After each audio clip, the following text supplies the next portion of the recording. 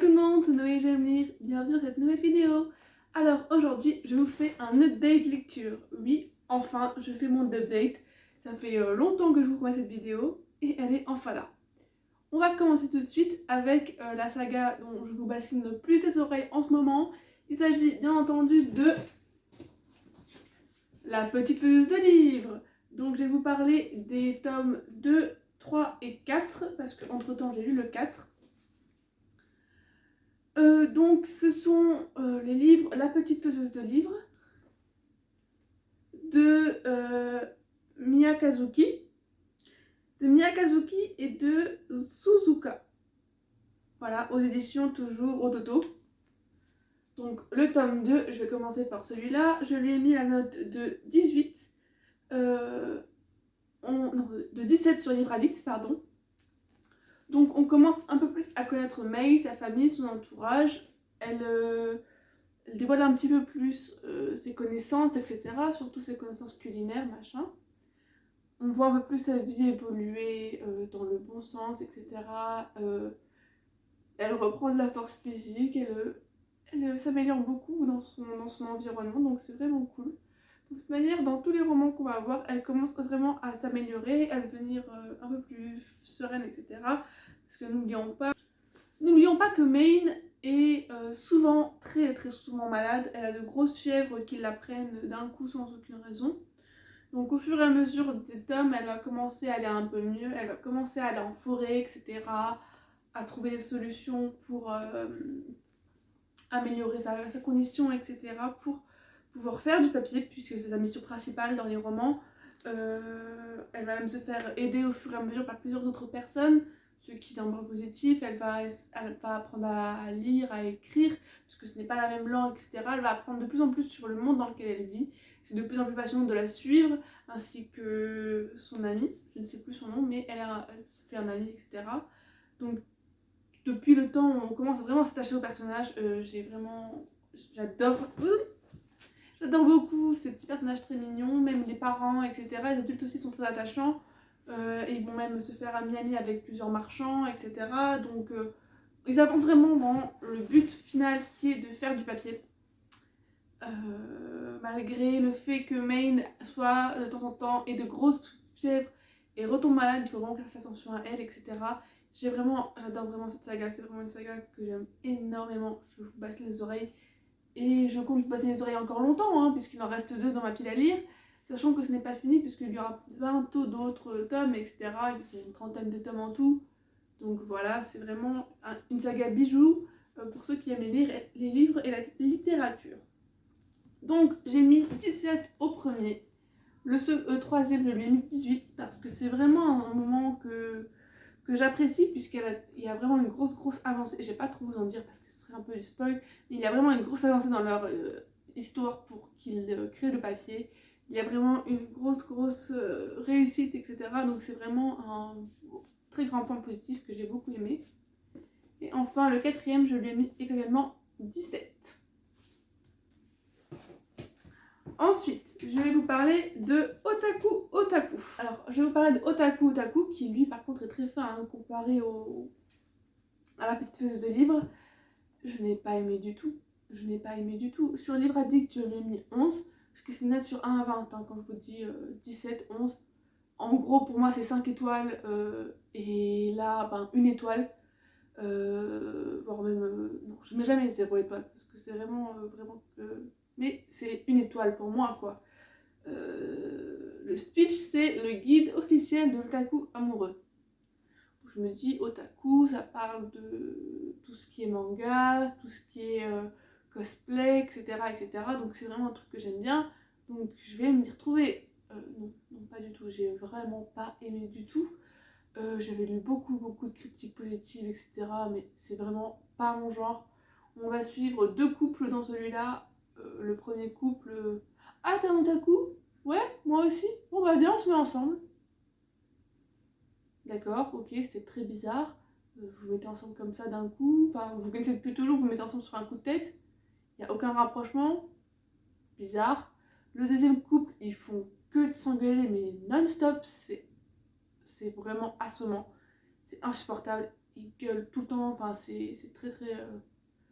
ouais, on est vite saoulé. Je l'ai fini quand même pour la forme, mais je le conseille pas du tout. Après, si vous aimez vraiment les histoires romantiques, etc. Après, il y a plein de références aussi que j'ai pas comprises. Peut-être parce que je suis pas encore assez à fond dans ce monde-là. Mais il y a beaucoup de références que j'ai pas comprises. Ou alors qui étaient censées être drôles et que j'ai pas trouvé drôle du tout. Il parle 2-3 fois de Pokémon, d'accord, là tout le monde a la ref, mais il y a des autres trucs, je comprenais rien du tout. Donc assez triste, enfin, ouais, j'ai pas du tout aimé ce petit manga.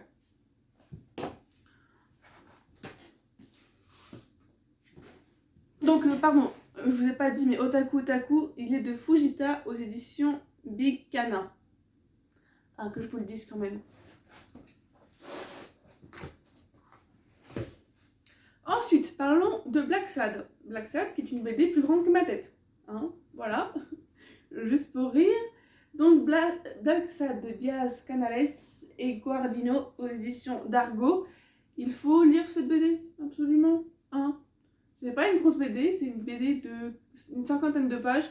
Et il faut absolument la lire. C'est l'histoire d'un monde où les animaux sont anthropomorphisés, c'est-à-dire que les animaux sont habillés comme des humains, se comportent comme des humains, ils vivent dans des immeubles, etc., dans une ville.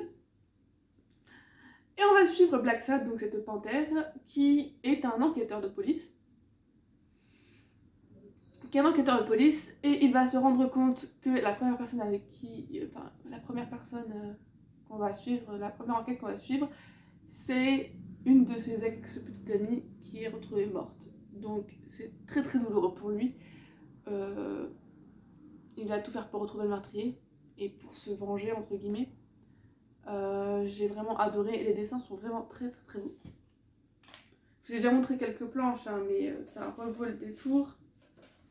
Regardez-moi ces planches, quoi. Alors, elles sont vraiment très belles. Vraiment, c'est vraiment ce que j'adore. Elles sont très jolies. Les dessins, ouais, ils sont beaux, les personnages sont attachants. Il y a vraiment des trucs caractéristiques. Par exemple, un autre inspecteur est un chien. Un berger allemand en plus, donc ça m'a fait rire parce que les bergers allemands sont des chiens de police. Hein. Il y a plein de petites références comme ça assez rigolotes. Il y a des espèces de clans aussi dans l'univers. Enfin, les poilus ne traînent pas avec les gens avec les écailles, etc. Il y a un gorille boxeur. Enfin, que des trucs assez rigolos comme ça. L'histoire est très bien. Le seul défaut que je dois trouver, bien entendu, c'est que c'est trop court. C'est beaucoup trop court. Le développement de l'histoire se fait en 40 pages. Donc un meurtre résolu en 40 pages, pour moi, c'est très court. Je préfère quand il y a beaucoup plus de détails, quand il y a beaucoup plus de recherches.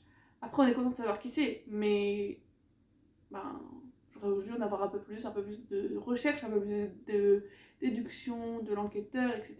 Ça aurait été très plaisant. Donc voilà. Je lui ai mis la note de 16 sur 20 sur Livre Addict. Je regarde en bas parce que j'ai mon PC en bas. Hein. Donc ce qui équivaut à un 4 étoiles. 4 étoiles, j'ai vraiment beaucoup aimé. Je vous le conseille pour ceux qui aiment les policiers. Après, c'est pas un gros policier, donc moi je suis pas policier de base, mais je l'ai lu et il m'a beaucoup plu. Les dessins sont vraiment beaux, je vous les conseille vraiment, ils sont vraiment chouettes. Il y en a 6 environ, il y en a plusieurs, mais d'après ce que j'ai compris, on peut les lire dans le désordre, il n'y a aucun problème pour avoir une compréhension, même si c'est lu dans le désordre. Ensuite, j'ai lu Magnus of the Library de Mitsu Izumi aux éditions Kiuno. Donc, on va suivre un petit garçon avec des oreilles pointues, les cheveux blonds, qui est extrêmement bizarre parce que dans son village, tout le monde a les cheveux noirs et la pommade, et des oreilles normales. Mais ce petit garçon adore lire. Il va de temps en temps chourer des livres à la bibliothèque pour les lire et les rendre toujours en excellent état. Il fait tout son possible pour pouvoir lire un maximum. Sa sœur se tue au travail pour qu'il puisse aller à l'école et apprendre jusqu'au jour où des femmes vont arriver. Ce sont des femmes qui travaillent dans la librairie de la capitale. Je ne sais plus les noms, j'ai vraiment des gros trous de mémoire concernant les noms, vous devez commencer à comprendre.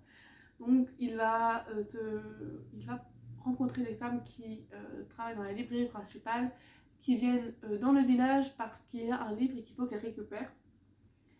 Et il va se lier d'amitié avec l'une d'entre elles et une grande péripétie va se jouer autour de ça, puisque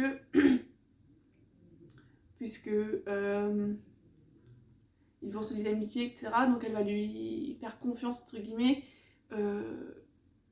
au fur et à mesure du temps. Les livres sont très importants dedans, et il va tellement prouver qu'il aime les livres qu'il va pouvoir intégrer, après une grande péripétie, intégrer la bibliothèque comme les autres. Et j'ai vraiment beaucoup aimé ce livre. On m'a dit, lis-le, tu vas vouloir lire la suite absolument. Il est vraiment génial. Pour ceux qui aiment les livres, c'est génial, c'est vraiment génial.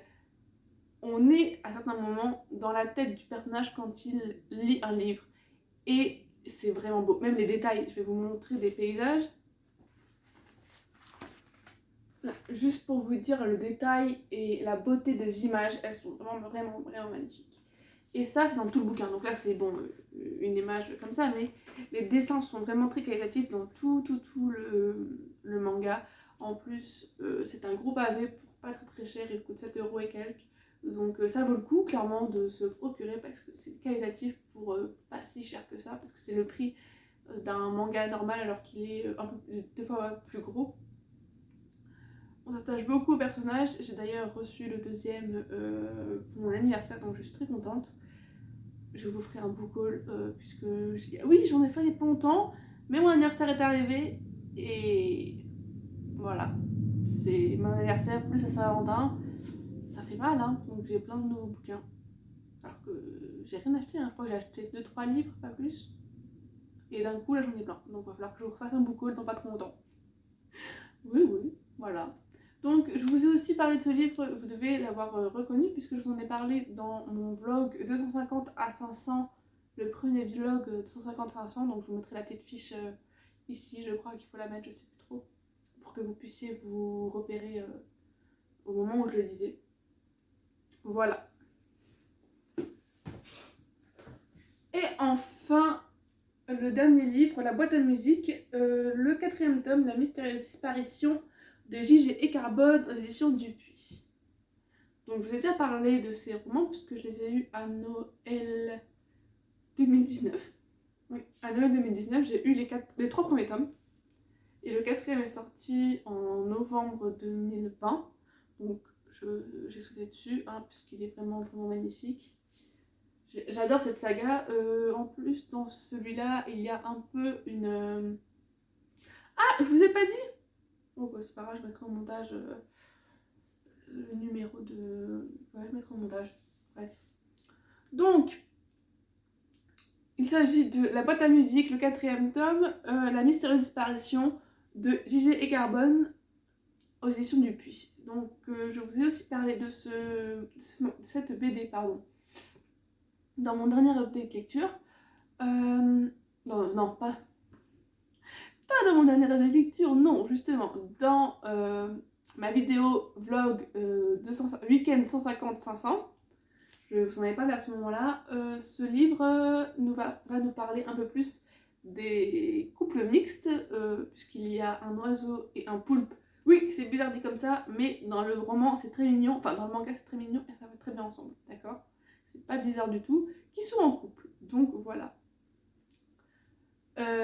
Et en fait ça parle un peu de relations mixtes, donc ça me fait penser un peu au mariage LGBT, puisque les relations mixtes sont interdites dans ce royaume. Ils vont un peu lutter contre ça, etc.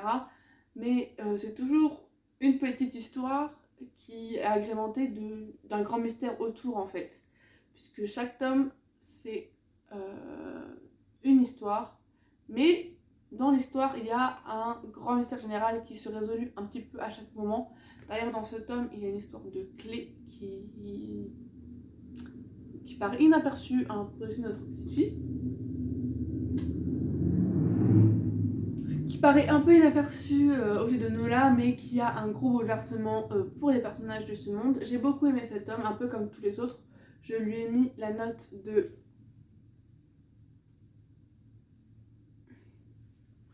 Je lui ai mis la note de 4 étoiles sur 5, donc c'est un 16. Oui, j'ai beaucoup aimé ce livre. En même temps, j'ai toujours aimé la boîte à musique, mais ça fait bien avancer l'histoire, etc. C'est bien de lire un peu ce petit bonbon de douceur de temps en temps, surtout que là, il parle d'un débat un peu important comme comment ça s'appelle? Il parle d'un débat important, entre guillemets, les couples mixtes et l'homosexualité. Enfin, ça fait penser un peu à l'homosexualité dans notre monde, etc. Voilà. Voilà, donc cette update lecture est enfin finie. J'espère qu'il vous a plu. Depuis le temps que je vous le promets, il est enfin là. Les prochaines vidéos sûrement ne seront pas... auront un changement de cadre, puisque ce sont bientôt mes vacances et je vais rentrer chez mes parents pour une semaine de vacances. Donc sûrement les quelques vidéos qui vont suivre seront filmées chez mes parents. Donc s'il y a un petit changement de cadre, c'est pour ça.